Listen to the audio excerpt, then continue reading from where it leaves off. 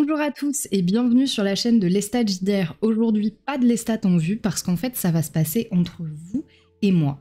Moi, je suis Kakou Décidé, pour ceux qui ne me connaîtraient pas, et j'ai eu une chaîne sur YouTube qui traitait de jeux de rôle, et plus particulièrement de jeux de rôle du point de vue des joueurs. C'est l'opportunité que m'offre Lestat de faire une petite série de vidéos sur sa chaîne, justement qui reprennent cette idée de parler de jeux de rôle du point de vue des joueurs.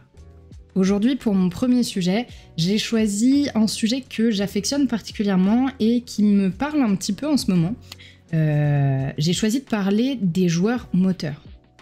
Je pense que ça nous est arrivé à tous dans notre carrière de rôliste de nous retrouver face à des joueurs qui sont un peu passifs, que ce soit en tant que MJ ou en tant que joueur, quand on se rend compte qu'il y a une espèce d'inertie autour de la table, quelque chose qui fonctionne pas, que en gros on suit l'histoire sans la subir, mais juste on la suit en laissant le MJ peut-être un petit peu patauger, et nous derrière on est extrêmement passif. Bon, il arrive que ce ne soit aussi qu'un seul joueur qui soit passif, ce qui peut parfois mettre un petit peu un caillou dans la chaussure des autres joueurs.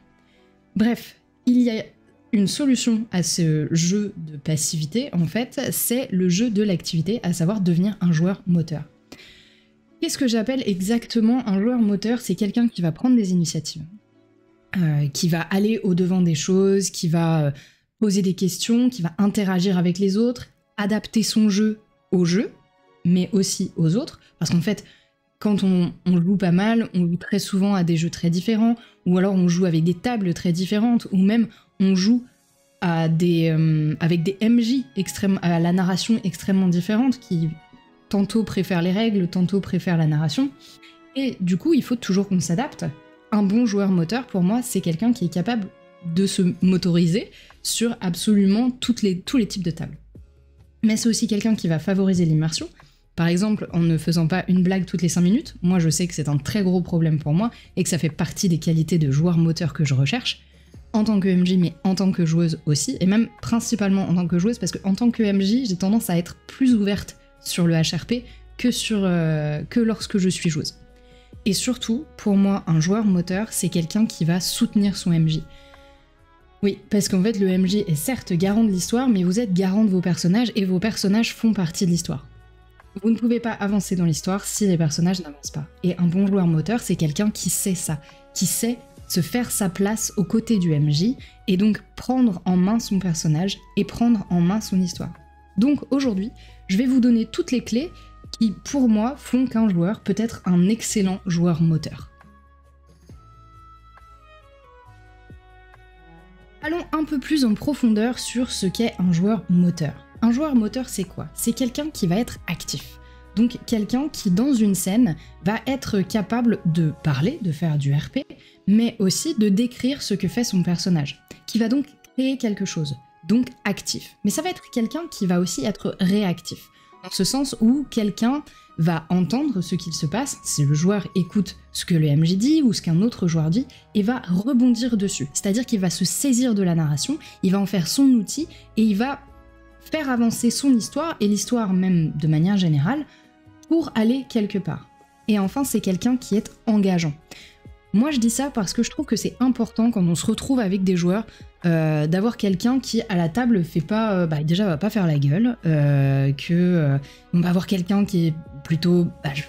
ça m'ennuie de dire ça parce que c'est vraiment des conseils à la con, mais quelqu'un qui est un peu souriant, quelqu'un avec qui on a envie de jouer, en fait, tout simplement, qui engage, qui donne envie d'aller vers lui, tout simplement. Bon, on est bien d'accord que le jeu de rôle, ça reste une activité humaine et qu'il y a des soirs où, ouais, ça passe pas, quoi. C'est juste... c'est ok de faire la gueule de temps en temps, mais juste quand ça se généralise à chaque fois qu'il se passe quelque chose que vous n'aimez pas, c'est un petit peu plus compliqué, quoi. On va dire, voilà, c'est ça. Bref, un joueur moteur, c'est quelqu'un qui va donner du relief à la partie, qui va donner son petit grain de sel et qui, mettant son petit grain de sel, ne va pas empoisonner non plus tout le monde, d'accord? Il ne va pas écraser les autres. À mon sens, c'est très important de garder une espèce d'équilibre quand même dans son jeu. Et pour moi, il y a 3 actions qui sont clés pour être un joueur actif, réactif et engageant. La première, c'est de prendre des initiatives. Vous avez structuré un personnage, d'accord? Donc vous avez théoriquement un objectif dans votre tête. Vous savez ce que vous voulez faire, que ce soit, je ne sais pas moi, aller sauver votre frère à l'autre bout du monde, aller vous cacher sur une espèce d'île où personne ne viendra vous déranger parce qu'en fait c'est un monde post-apocalyptique et vous êtes cerné par des zombies, mais sur cette île vous êtes quasiment sûr qu'il n'y en a pas. Une espèce d'Éden en fait, ou alors voilà, ce genre de choses, vous allez avoir un objectif, ou alors vous allez explorer des lieux, par exemple, vous allez être attentif à ce que dit votre MJ, et vous allez, ayant construit un personnage qui est plutôt un savant, lorsque le MJ vous décrit que dans la ville il y a une structure importante qui est la bibliothèque, qui est liée justement à cette espèce d'université dans laquelle vous aviez rêvé de rentrer quand vous étiez enfant, mais à laquelle on vous avait refusé l'accès, vous, en tant que joueur moteur, vous allez essayer d'y aller. Voilà, c'est ça, c'est en fait se saisir des opportunités qui sont offertes. Proposer une quête, donc, ou explorer un lieu, ou encore déclencher une interaction. On y reviendra assez régulièrement, mais le RP, c'est quelque chose d'extrêmement important, que ce soit avec le MJ, donc avec les PNJ, ou avec les autres PJ. Prendre l'initiative d'aller vers l'univers, vers les PJ et vers les PNJ. Ensuite, je pense que quelque chose d'extrêmement important, c'est de savoir réagir aux propositions des autres. Quand un joueur propose quelque chose, et quand je dis qu'il propose quelque chose, on n'est pas en train de parler de HRP ou de « Eh les gars, et si on faisait ça ?» Non, je vous parle vraiment de ce moment où le joueur va dire « Bah moi, du coup, je vais attraper la tasse et je vais la lever et je vais trinquer à la santé de notre ami qui est tombé au combat. » Et bien, l'autre joueur, enfin le joueur moteur, il est aussi là pour suivre en fait. Un joueur moteur n'est pas toujours devant, contrairement à l'idée qu'on peut avoir. C'est aussi quelqu'un qui va rebondir, qui va dire oui, moi je lève mon verre et juste après que tu aies dit ça et qu'on ait respecté une minute de silence, je propose une tournée générale. Bon, avec la bourse commune. Voilà. Mais vous voyez, un joueur moteur, c'est quelqu'un qui va aller rebondir sur une idée du joueur, ou qui va aller l'enrichir. Par exemple, si vous êtes en plein milieu d'une scène de combat, et que votre ennemi est gigantesque, et que vous vous dites « Bah moi je lui fais un croche-pied, non », et un joueur moteur peut aussi entériner l'idée en disant bah, dès qu'il lui a mis un croche-pied, en fait, moi je le plaque au sol, comme ça, ça peut nous permettre de poser des questions. Voilà, un joueur moteur va prendre en compte tout ce qui est dit au cours de la partie afin de faire quelque chose avec, afin d'aller dans un sens, que ce soit le sens de la scène, mais aussi de manière plus générale, le sens de son objectif, ou même de manière encore plus grande, le sens de la campagne ou du one-shot, en fonction de ce à quoi vous jouez. Notez que un joueur moteur s'adapte aussi aux différents formats, campagne, one-shot, on n'oublie pas ça. Enfin, quelque chose d'extrêmement important à mon sens quand on est un joueur moteur, et vraiment là je vais insister, et j'en ai déjà un tout petit peu parlé, c'est de créer du lien entre les personnages. Et là je parle des PNJ, mais aussi des PJ. Moi les PNJ c'est mon grand dada, j'adore ça, je pense que je peux passer des sessions entières juste à discuter avec des PNJ. D'ailleurs j'ai déjà fait ça, c'est une session, enfin c'est même 3 sessions de Patient 13 qui sont publiées c'est publié sur la chaîne de Gauvin JDR. Je vous encourage à aller voir, normalement je vais mettre le lien en dessous de la vidéo. Et c'est beaucoup de blabla avec des PNJ, c'est vraiment un des trucs que je préfère en jeu de rôle. Ça veut pas dire que ça fait beaucoup avancer l'histoire quand il y en a trop, hein. Faut savoir respecter un équilibre. Là c'était peut-être un peu trop, même si franchement je me suis éclatée. Bref, donc il faut savoir aller vers les PNJ et il faut aussi aller vers les PJ. Que ce soit en utilisant votre background, par exemple, parce que vous allez créer en amont des personnages tous ensemble, ou alors parce que vous allez favoriser une scène de RP avec un personnage joueur. Moi je sais que avec les stats là, ça va faire 3 campagnes que je fais, et sur la seconde, au nom des pairs, que vous pouvez trouver sur la chaîne secondaire de Lestat, qui est Lestat JDR Contes et légendes, il y aura aussi un lien en dessous. Dans Au nom des pairs, nos personnages, à tous, on était 4, on se connaissait très bien, ne dialoguaient pas trop. Voilà. On était assez éloignés les uns des autres. Ça a été assez frustrant, en fait, vraiment frustrant, et je pense qu'on a tous réclamé à Lestat que sur la prochaine campagne, on soit plus proche. En tout cas, ce qui est sûr, c'est que moi, je l'ai réclamé. Et que j'en ai vraiment eu pour mon argent, pour le coup, parce que j'ai pu me lier à travers le background de mon personnage à un autre personnage. Et surtout, ça s'est fait au cours d'un voyage qui a été assez long dans l'histoire. J'ai eu des scènes de RP avec à peu près tout le monde. Notamment une qui m'a vraiment marquée avec Forkis, le personnage de Ligos, qui, pour le coup, n'était pas vraiment le genre de personnage avec qui j'aurais tendance à discuter naturellement. Et son personnage est venu me voir alors qu'on était sur un bateau et on a discuté, et je serais incapable de vous dire de quoi. Mais vraiment, je n'en ai pas la moindre idée. Je crois que c'était un truc un peu théorique en plus, qui avait pas forcément d'intérêt pour l'histoire sur le moment. En revanche, ça a créé quelque chose, ça a créé un lien entre moi et Forkis. Et si au début de l'histoire, Forkis, c'était, bon, il était quand même sympa, il m'avait un peu sorti de prison, on va dire, pas que lui, mais voilà, et ben en fait cette conversation m'a donné envie d'en savoir plus sur lui, m'a donné envie de me rapprocher de lui, et donc vous voyez, a fait en sorte que je sois liée à son personnage. Parfois c'est extrêmement compliqué, hein. Il y a certains personnages avec lesquels on a un peu plus de mal à se lier. Par exemple, toujours sur cette campagne, il y a un joueur, Brian, qui a un personnage qui est un peu particulier. Je vous en reparlerai sûrement tout à l'heure, mais c'est vrai qu'on a eu des interactions qui sont un peu cocasses, un peu rigolotes, parce que nos personnages sont diamétralement opposés. À savoir que lui, il interprète un mercenaire qui est vraiment bourru et brut de décoffrage et pas très très moral, et moi je joue une espèce de scientifique qui sort de la bonne société, qui est hyper idéaliste, très humaniste, et qui du coup a un sens de l'humour très guindé, et voilà. Bon, c'est très caricatural quand je dis ça, ça se passe avec un peu plus de subtilité en jeu, hein. Quoique la subtilité à Argyle, on repassera, mais voilà, vous voyez, ces deux personnages n'avaient pas grand chose à se dire de base, et assez récemment, je m'en suis rendu compte, donc je suis allée, on a eu une petite interaction, je suis allée en parler avec le joueur, on a eu du coup une petite interaction pour régler ça, et il m'a confié finalement un de ses objectifs de personnage, et moi ce que j'ai aimé, c'est que du coup ça me donnait du grain à moudre vis-à-vis de lui, parce que sinon j'avais juste une relation qui était assez plate, vous savez, qui avait aucune rugosité, qui avait pas trop d'intérêt, au cours de laquelle, ben oui, on était effectivement en opposition, on n'était jamais d'accord, moi je disais qu'il fallait jamais tuer personne, lui il disait qu'il fallait tuer presque tout le monde, et du coup on allait nulle part, quoi. Et là, rajouter le fait que j'ai envie peut-être de l'aider, bah ça donne du caractère à nos deux personnages en fait. Vous voyez l'idée? Bref, faites en sorte de vous lier aux autres personnages. Ça peut aussi être par le background, comme je le disais. Il est extrêmement important pour moi, je trouve, que les joueurs respectent ces trois choses. La prise d'initiative, la réaction aux propositions des autres, pas que du MJ d'ailleurs, il faut se concentrer aussi sur les joueurs, et la création de liens entre tous les personnages, parce que c'est ce qui fait avancer une histoire. Comment être joueur moteur? Par quel biais? Quels moyens, quels outils vous pouvez mettre en place?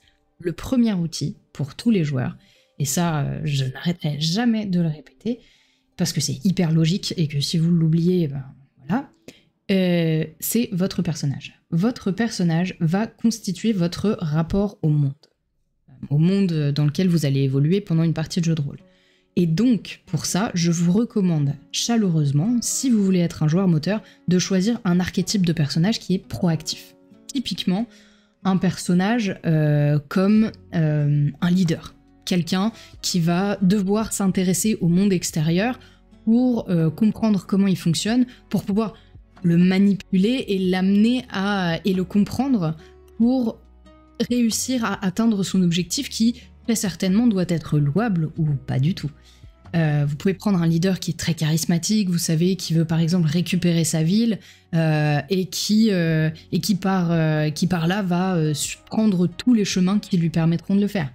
Ou alors vous pouvez aller vers un personnage qui est curieux, qui va aller fouiller, qui va aller fouiner, que ce soit dans les bouquins, par exemple, si vous choisissez je sais pas, un archiviste ou une bibliothécaire dans Cthulhu, ou alors un scientifique ou un mage ou ce genre de choses, quelqu'un qui va être curieux et qui va s'intéresser aux choses. Bon, on ne s'arrête pas uniquement aux sciences, hein. On est d'accord que vous pouvez aussi choisir un psychologue ou ce genre de profil qui justement vont s'intéresser un peu plus aux gens, vont se demander comment ils vivent, un profil un peu d'anthropologue en fait, quelqu'un qui va aller fouiller dans les mœurs, etc. Tout ce qui vous permettra d'aller à l'extérieur de votre personnage, d'aller vers l'univers, de vous emmener hors de vous-même, en fait, tout simplement. Bon, on a aussi, typiquement, un exemple beaucoup plus simple, ça serait le détective privé, tout ce qui est meneur d'enquête, en fait. Un meneur d'enquête, c'est quelqu'un qui va éplucher une histoire pour pouvoir la comprendre. Et donc, du coup, pour éplucher une histoire, vous êtes obligé de mettre les mains dans le cambouis. Bon, bah voilà, ce genre de personnage, c'est extrêmement important que vous les choisissiez, ou du moins que vous pensiez à les choisir. Ou que vous permettiez que votre personnage ait un trait qui lui permette de sortir de lui-même, tout simplement. Bien entendu, à tout ça, il faudra ajouter des motivations qui sont extrêmement claires. Votre personnage doit avoir un objectif. J'en parlais juste avant quand je parlais du mec qui avait perdu la ville et qui voulait récupérer son contrôle sur la ville. Ça, c'est un objectif extrêmement clair. Et ça va se démultiplier en petites étapes. Ces petites étapes, vous allez les franchir, etc. Et ça vous donne des objectifs personnels qui, je l'espère, si votre MJ vous a accompagné dans votre création de personnage, vont se rattacher à l'objectif final de la campagne, qui peut par exemple être justement de récupérer le contrôle de la ville ou de la région ou de l'argent ou je ne sais quoi. Et bref, vous allez avoir des petits objectifs comme ça et ça va vous amener forcer, c'est comme une pierre qui va rouler en fait. Vous allez juste avoir à pousser un tout petit peu et hop, ça va tomber tout seul en bas de la montagne. C'est exactement la même chose. Avoir des objectifs et des motivations claires. Il faut que vous sachiez où vous voulez emmener votre personnage. Si vous ne le savez pas, bah vous risquez d'être un peu perdu. Un personnage qui n'a pas d'objectif, qui n'a pas d'envie, qui n'a pas de truc précis, bah c'est comme nous dans la vraie vie en fait, c'est quelqu'un qui va stagner. Et un personnage qui stagne, c'est un personnage qui traîne dans l'histoire et qui du coup a tendance à nous ralentir. Bien entendu, la création de personnages est primordiale. Il faut que vous la travaillez avec votre MJ et avec vos PJ.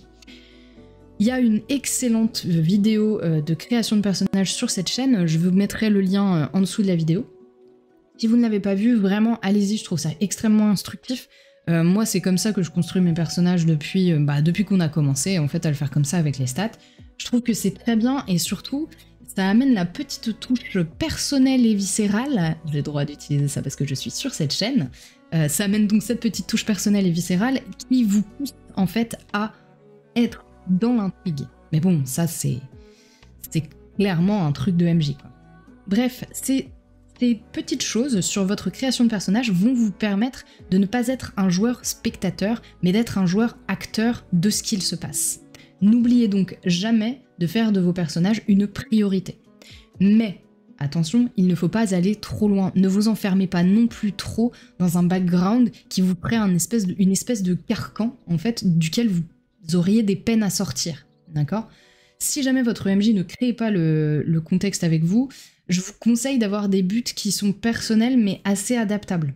De sorte que ça ne tranche pas trop avec l'histoire si jamais vous ne créez pas tous ensemble.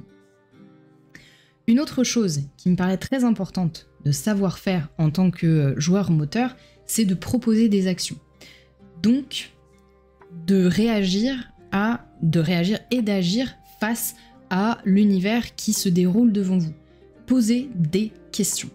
Il y a trop de fois où en fait on va pas poser de questions et du coup on va pas avoir de réponse et du coup on va passer sur un détail et ça nous rend totalement dépassés sur le reste de la scène. Un exemple typique, c'est toujours moi ça reste la spatialisation. C'est en plus ça fait écho à quelque chose que j'ai vécu il y a pas longtemps. Quand on ne comprend pas bien une scène ou un personnage ou une attitude de personnage, eh ben il faut poser des questions. Vous pouvez très bien le faire en RP. Si vous êtes très à l'aise avec votre RP, vous pouvez parler à votre MJ en lui disant « Moi, je me rapproche de ce personnage qui a l'air terriblement nerveux et j'essaie de voir, par exemple, les petites taches qu'il a sur la main, qu'est-ce qui dénote, est-ce qu'il y a une odeur de poudre, voilà. Vous voyez ce genre de choses. Ou vous pouvez très bien le faire HRP en disant « Mais est-ce que c'est moi ou est-ce que l'intention dans laquelle tu places ton personnage, c'est d'être nerveux ?» Parce qu'on peut se tromper aussi. autant poser des questions. Découvrez bien, soyez au clair avec votre univers. Posez des questions du coup au MJ pour le comprendre. Posez des questions aux PNJ. Les PNJ, c'est pas clair leur motivation, pas d'emblée, parce que généralement les PJ ont à peu près les mêmes motivations que vous, mais les PNJ, vous ne les connaissez pas leur motivation au final. Donc, posez des questions aux PNJ. Passez du temps à poser des questions à votre MJ sur le pourquoi du comment il se retrouve ici, qu'est-ce qui l'intéresse dans votre mission, quels sont vos intérêts communs ou quels sont vos intérêts divergents. Faites ça. Donc, lancez des discussions. Et lancez des discussions, mais pas seulement avec les PNJ, mais aussi avec les PJ du coup.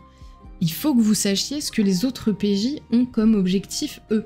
Les objectifs, en plus, ont cette vague tendance à évoluer au cours des campagnes, notamment parce que tout change tout le temps. Et je pense que c'est toujours une bonne chose, comme je vous le disais plus haut, d'avoir des discussions avec les autres PJ, histoire de savoir où eux se placent. Parce que ça vous permet, vous aussi, de vous placer en fonction d'eux. Finalement, un jeu de rôle, comme on joue tous ensemble, c'est aussi se placer par rapport aux autres. Et moi, je trouve ça extrêmement important de prendre le temps d'observer, de questionner si on ne comprend pas où en sont les autres PJ. Moi, je sais que, par exemple, sur Argyle, j'ai énormément de mal à le comprendre, et comme c'est en plus un personnage qui se lie très peu avec les autres, il faut qu'on aille vers lui, il faut qu'on lui pose des questions, etc. Mais bon, c'est pas toujours très très facile, hein. On est d'accord qu'en plus, il faut réussir à se caser ce moment-là dans des parties qui sont quand même relativement denses, et que bien, je comprends que le papotage ne soit pas une priorité pour tous les MJ. Et en parlant de MJ, s'il y en a un que vous ne devez vraiment pas laisser tomber, c'est lui. Et vous ne devez surtout pas attendre que le MJ vous dise tout. C'est pour ça qu'il faut que vous sachiez proposer des actions et lancer des conversations. Parce que si le MJ est obligé d'aller vous livrer chacune des réponses avant même que vous posiez les questions, pensez à lui quoi. Ça doit être assez horrible de devoir en permanence tout livrer sur un plateau à ses joueurs. Autant aller vous-même chercher le plateau et lui demander ce qu'il va mettre dessus. Voilà, tout simplement. Il faut prendre des micro-initiatives en fait en soi, en disant mais du coup moi, mon personnage par exemple, au nom des pairs, mon personnage avait trouvé une espèce de médaillon et du coup je lui ai dit mais je vais passer énormément de temps à aller chercher ce médaillon. C'est pas des choses qu'on a jouées, mais c'est des choses qui ont eu une importance un peu plus tard. Bon, c'était très travaillé en amont, hein. Encore une fois, je vous renvoie à la vidéo sur la création des personnages. Là en plus, sur ce personnage-là, Mylsandre, j'avais travaillé beaucoup, et lui avait récupéré tout ce sur quoi j'avais travaillé, cette espèce de petit journal de la vie de Mylsandre entre les deux campagnes, et il avait intégré énormément de choses. N'est-ce pas un MJ très attentif? Non, mon personnage n'est pas sur le point de mourir, absolument pas. Pas encore, mais bientôt, c'est pour ça que je suis sympa. Un autre moyen aussi de faire de vous un joueur moteur, et qui est essentiel, c'est de rendre la partie vivante pour les autres joueurs. C'est-à-dire que autour de la table, vous allez avoir des profils extrêmement différents. Vous allez avoir des personnages qui sont capables de sortir des joueurs qui sont capables d'aller vers les autres, d'aller creuser, etc. Et vous allez avoir des joueurs qui sont un peu plus introvertis. Et ces joueurs introvertis ont cette fâcheuse tendance à être des joueurs passifs. Et c'est ces joueurs-là qu'il va falloir, en tant que joueur moteur, aller chercher. Parce que c'est aussi de votre... quand on est joueur moteur, c'est un peu une obligation d'aller vers les autres et de les amener sur le devant de la scène. Moi, je trouve ça extrêmement important, parce que vous devez partager le temps de parole, vous devez partager l'espace. Et un moteur, c'est quelqu'un qui est capable de lancer le moteur de quelqu'un d'autre aussi, qui va dire en fait on va faire une réaction en chaîne, je vais aller te voir, je vais te dire et toi qu'est-ce que t'en penses? Bon, et toi qu'est-ce que t'en penses, on est d'accord que c'est léger, hein, on est bien là. Il y a d'autres manières d'amener les choses, mais il faut aller les débusquer ces gens-là. Alors c'est pas toujours facile, on est bien d'accord, des fois c'est un peu agaçant parce qu'on doit le faire très régulièrement, mais le plus agaçant c'est peut-être en fait quand un joueur passif, qui est finalement un joueur introverti, ne répond presque pas. C'est très compliqué, je trouve, à ce moment-là. Moi, je me suis déjà retrouvée face à cette situation-là sur un one-shot, où j'avais un joueur qui ne me répondait que par oui ou par non quand je lui posais des questions, ou alors qui se contentait d'être extrêmement de réponses extrêmement courtes, ce qui du coup ne m'aidait absolument pas à mettre en place un RP avec lui. Bref, mais du coup j'ai quand même tenté, vous voyez, de proposer des interactions entre les personnages et de lancer des RP avec lui. Bon, ça ne fonctionne pas à tous les coups, hein, voilà. Donc allez chercher les autres, mettez-les sur le devant de la scène, enrichissez les interactions avec du RP, enrichissez vos relations, essayez toujours de questionner les autres joueurs de manière à ce que vous sachiez où ils en sont et que leurs idées s'intègrent aux vôtres et que vous puissiez réfléchir tous ensemble de manière à avancer conjointement. En revanche, il y a un pendant à tout cela, c'est qu'il ne faut absolument pas écraser les autres. Ça, c'est une de mes plus grandes angoisses en tant que joueuse, je vais être parfaitement honnête. Je suis terrifiée à l'idée d'écraser les autres. Et je le suis parce que je sais que ça m'est déjà arrivé en tant que joueuse de le faire, mais aussi de le ressentir. Je me suis déjà laissée écraser et je vous avoue que c'est très désagréable en fait d'avoir quelqu'un qui ne nous laisse pas prendre d'initiative et qui va lui sur le devant de la scène en permanence. Voilà, donc pensez bien, si vous mettez en place un dialogue, par exemple, de laisser le temps aux gens de répondre. Oui, ça a l'air bateau dit comme ça, mais si je vous le dis, c'est que ça m'est déjà arrivé. On va pas se mentir, voilà. Et si c'est déjà arrivé, c'est qu'il y a des gens qui le font. Et moi, je pense que je fais aussi partie de ces gens qui peuvent écraser les autres un peu comme ça, et c'est quelque chose qui m'interroge assez régulièrement. Bref, voilà, jouez avec les autres, que ce soit le MJ, mais aussi le PJ qui est juste à côté de vous. Primordial. Toujours quand on est un moteur, pensez que l'on n'est pas seul. Pour revenir à ces interactions avec les autres, je pense qu'il y a quelques écueils à éviter. Il y a quelques exemples de joueurs là qui me sont venus et je me dis que ça serait intéressant que je vous en parle. Bon, je saurais pas exactement comment les nommer, mais moi j'en ai à peu près 2 ou 3 je crois. Il y a, dans un premier temps, le joueur qui force tout le monde à le suivre. Ça, c'est vraiment agaçant. C'est cette espèce de rouleau compresseur, en fait, qui va écraser ce que vous avez envie de faire en tant que joueur, et qui va imposer ce que lui, il veut faire, et qui va vous forcer à aller dans ce sens-là, sans avoir la moindre considération pour ce que vous, ou votre personnage, avez envie de faire. Oui, parce que ce que vous et votre personnage avez envie de faire, c'est deux choses distinctes, des fois, on est bien d'accord. Et ça fera le sujet d'une autre vidéo. J'aime beaucoup cette idée, mais c'est très dur à structurer, le jeu joueur et le jeu personnage. Bref, revenons à ça, à cette espèce de tyran. Donc, ce mec qui décide pour tout le monde et qui ne se tourne vers personne, qui juste prend la parole et se rend même pas compte, très souvent, de ce qu'il est en train de faire. Hein. Y a des joueurs qui juste prennent la parole, décident de quelque chose, et puis mettent les choses et puis partent pour faire les choses. Voilà. Et en attendant, vous êtes derrière en train de dire bon, ça arrive, c'est pas très grave. Des fois, dans l'enthousiasme aussi, ça peut nous arriver. Je veux dire, on n'est pas en permanence une espèce de tyran qui va forcer tout le monde à faire exactement ce qu'on veut. Hein. On n'est pas des Dudley en permanence, quoi. Je veux dire, il y a d'autres choses. Il y a des fois, la scène nous parle un peu plus. Le bleed nous amène à oublier que les autres ont aussi un droit de réponse. Vous voyez ? C'est quand même un petit peu agaçant et il y a des gens qui sont un peu coutumiers du fait. Ne soyez donc pas un tyran. Il y a un autre type de joueur qui fait à peu près bien, parce que c'est un joueur qui va prendre énormément d'initiatives. Beaucoup d'initiatives. Il va faire énormément de choses. Le problème, c'est qu'il va les faire absolument seul. Et ça c'est vraiment chiant. Et pour preuve, je fais partie de ces joueurs. Il m'arrive très régulièrement d'être dans mon jeu cette espèce de personne qui va aller vers un peu tout. Je papillonne, je vais voir telle personne, tel truc, machin, nanana. Et il m'arrive extrêmement souvent de jouer seul. J'adore ça en plus. C'est une de mes choses préférées. J'adore jouer en duo avec un MJ. Et donc, quand j'ai mes scènes en duo, eh ben je me laisse porter. Je me laisse complètement embarquer dans mon RP. Ou... Enfin bon, bref, je me laisse embarquer. Ce qui fait que bah, je prends des initiatives, ce qui est très bien, parce que je vais faire avancer l'histoire. Et je vais faire avancer la mienne, surtout.